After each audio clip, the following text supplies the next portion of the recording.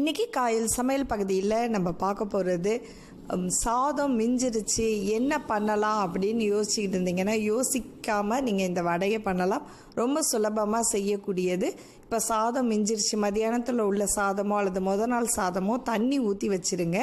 அந்த தண்ணியை முதல்ல வடிகட்டிடுங்க. இப்போ ஒரு 40 வடை பண்ணுறதுனால நான் இப்போ ஒரு ஆள் சாப்பிடக்கூடிய அளவுக்கு சாதம் எடுத்திருக்கேன். ஸோ அந்த சாதத்தை தண்ணியை வடிகட்டிட்டு சாதத்தை மட்டும் நம்ம மிக்சியில் போட்டு அரைக்க போகிறோம். தண்ணி விட வேண்டாம். சாதம் கொரகொரப்பாக அரைக்காமல் கொஞ்சம் நல்லா நைஸாகவே அரைச்சி எடுத்துடுங்க. சாதம் முழுசாக இருக்கக்கூடாது. அந்த மாதிரி அரைச்சி ரெடியாக எடுத்து வச்சிங்க. அரிசி மாவு ரொம்ப நைஸ் அரிசி இல்லை, வீட்டில் அரைக்கக்கூடிய பருமாவுன்னு சொல்லுவாங்க, அது ஒரு கப் எடுத்து வச்சிங்க. ரவை கொஞ்சம் எடுத்து வச்சிங்க.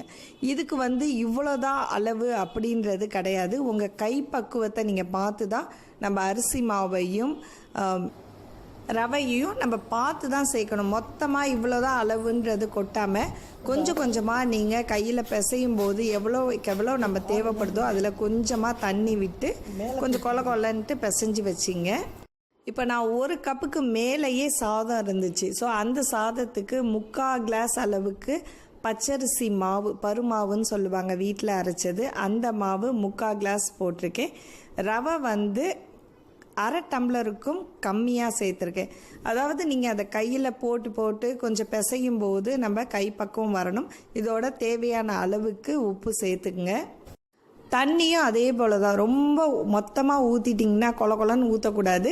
தேவையான அளவுக்கு ஊற்றிட்டு அதோட 2 டேபிள் ஸ்பூன் அளவுக்கு துருவின தேங்காய் அதையும் சேர்த்து கொஞ்சம் நல்லா மிக்ஸ் பண்ணி பாருங்கள். இந்த மாதிரியான பதத்தில் இருக்கணும், கொலன்னு இருக்கணும். ஏன்னா அரிசி மாவும் ரவையும் கொஞ்சம் ஊர்னுச்சுன்னா அது ட்ரை ஆகிடும்.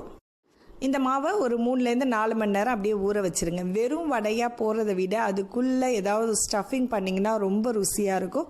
ஸோ அதுக்கான ஸ்டஃபிங் தான் இப்போ ரெடி பண்ணிகிட்டு இருக்கிறோம்.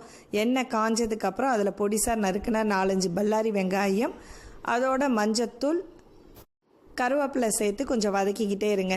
இந்த ஃபில்லிங் தான் பேசிக்காக நம்ம வைப்போம். இதில் மாசியோ அல்லது இறாலோ இந்த மாதிரி ஏதாவது நம்ம ஆட் பண்ணிக்கலாம். இப்போ கொஞ்சம் நல்லா வதங்கட்டும். ரொம்ப வதங்கணும்னு அவசியம் இல்லை, ஜஸ்ட்டு கலர் மட்டும் டிரான்ஸ்பரண்ட் ஆனால் போதும். இதோட இன்னும் நம்ம ஸ்டஃபிங்கை அதிகப்படுத்துறதுக்காக தேங்காய் பூ இதில் சேர்க்குறோம். தேங்காய் பூவும் வெங்காயம் தான் இதில் நமக்கு கூட இருக்கணும். ஸோ இதையும் சேர்த்து கொஞ்சம் நல்லா கிளறி விடுங்க. ரொம்ப நேரம் வதங்கணும்னு அவசியம் கிடையாது. காரத்துக்கு தேவையான அளவுக்கு கீரைப்பொடி சேர்த்துங்க. கீரைப்பொடின்றது சீரகம், சோம்பு, காஞ்ச வத்தல், இது 3த்தையும் அளவாக எடுத்து நம்ம மிக்சியில் கிரைண்ட் பண்ணி வச்சுட்டு நம்ம காரத்துக்கு சேர்த்துக்கலாம் இதில். ஸோ இதையும் சேர்த்து கொஞ்சம் நல்லா வதக்கி விட்டுடுங்க. இதில் இப்போது கடைசியாக தான் அடுப்பை ஆஃப் பண்ணிவிட்டு மாசித்தூள் இதில் சேருங்க. ஒரு 2 டேபிள் ஸ்பூன் அளவுக்கு மாசித்தூள் சேர்க்கலாம். மாசித்தூளும் சேர்க்கலாம், அதே மாதிரி இறாலும் சேர்த்து அதோட மாசித்தூளும் சேர்த்தாலும் ரொம்ப ருசியாக இருக்கும். இதையும் சேர்த்து கொஞ்சம் நல்லா வதக்கிடுங்க. அதை அப்படியே ஆற விட்டுடுவோம். இப்போ ஸ்டஃபிங் ரெடி ஆகிடுச்சு. அடுத்ததாக நம்ம இப்போ மாவுக்கு வருவோம். 4-5 மணி நேரம் ஊறிடுச்சு மாவு. ஊறினதுக்கப்புறம் பாருங்கள் கொஞ்சம் இதாக இருக்கும். இந்த ஸ்டேஜில் கடைசியாக அந்த மாவு பிரியாமல் இருக்கணும் அப்படின்றதுனால மைதா மாவு 1 டேபிள் ஸ்பூன் அளவுக்கு இதில் சேர்த்துருக்கேன். அதோட சோடா உப்பு அதையும் கொஞ்சமாக ஒரு பிஞ்சு சேர்த்து நல்லா பிசைஞ்சு விட்டுடுங்க. பாருங்கள் நல்லா பிசைஞ்சு விட்டுடுங்க. அதுக்கப்புறம் கொஞ்சம் தண்ணியை கையில் நினச்சிக்கிட்டு சின்ன சின்ன பாலாக செய்யணும். ஸோ இந்த பாலை நம்ம தேவையான அளவுக்கு உருட்டிட்டு பிளாஸ்டிக் கவரில் ரவுண்டாக தட்டிடுங்க. ரொம்ப பெருசாவோ அல்லது ரொம்ப மெல்லிசாவோ தட்டாமல் ஓரளவு கொஞ்சம் திக்காக இருக்கட்டும். அதுக்கு மேலே இது மாதிரி உருட்டி வச்சுட்டு தட்டையாக தட்டி மேலே மூடிடுங்க. ஸோ இப்போ மூடிட்டிங்கன்னா உள்ள ஸ்டஃபிங் வெளியில் வராத மாதிரி நல்லா சீல் பண்ணிவிடுங்க. தண்ணி தான் தொடுங்க, வேறு எதுவும் வேண்டாம். இப்போ ஒவ்வொன்றா தட்டி தான் நம்ம போட போகிறோம். எண்ணெய் நல்லா காயட்டும். காஞ்சதுக்கு அப்புறம் இதில் நீங்கள் ஒவ்வொன்றா போட்டு பொரிக்கணும். அதாவது ஒன்று கொஞ்சம் பொரிஞ்சிக்கிட்டு இருந்தாப்புல அடுத்ததை போடுங்க. ஒன்றோட ஒன்று ஒட்டிட்டாலும் பொரியும் போது அந்த பிரிஞ்சு உள்ள ஸ்டஃபிங்லாம் வெளியில் வந்துடும். ஸோ போடும்போது கொஞ்சம் ஜாக்கிரதையாக போடணும். அதாவது கேப் விட்டு போடுங்க. அடுப்பை கொஞ்சம் சிம்மிலே வச்சு பொரிய விடுங்க. அதுக்கப்புறம் கொஞ்சம் ஹை ஃப்ளேம் ஆக்குங்க. அதுக்கப்புறம் நம்ம திருப்பி போட்டதுக்கப்புறம் லோ ஃப்ளேமில் வைங்க.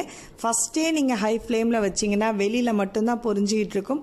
உள்ளே ஸ்டஃபிங் ரொம்ப மாவு மாதிரியே இருக்கும். அதனால் கொஞ்சம் அடுப்பை சிம்மில் வச்சு நல்லா கோல்டன் ப்ரௌனுக்கும் மேலே பொரியட்டும். நல்லா பொரிஞ்சதுக்கப்புறம் எடுத்துட்டிங்கன்னா சுவையான சோத்து வடை ரெடி ஆகிடுச்சு. இந்த மாதிரி கலரில் தான் இருக்கும். ஸோ நீங்களும் ட்ரை பண்ணி பார்த்துட்டு உங்கள் கருத்துக்களை எங்களோட ஷேர் பண்ணிங்க. காயல் சமையல் பகுதி உங்களுக்கு பிடிச்சிருந்துச்சுன்னா மறக்காமல் லைக் பண்ணிவிட்டு சப்ஸ்கிரைப் பண்ணுங்கள். உங்கள் நண்பர்களுக்கும் ஷேர் பண்ணுங்கள். அடுத்து ஒரு இன்ட்ரெஸ்டிங்கான ரெசிபியில் சந்திப்போம். நன்றி.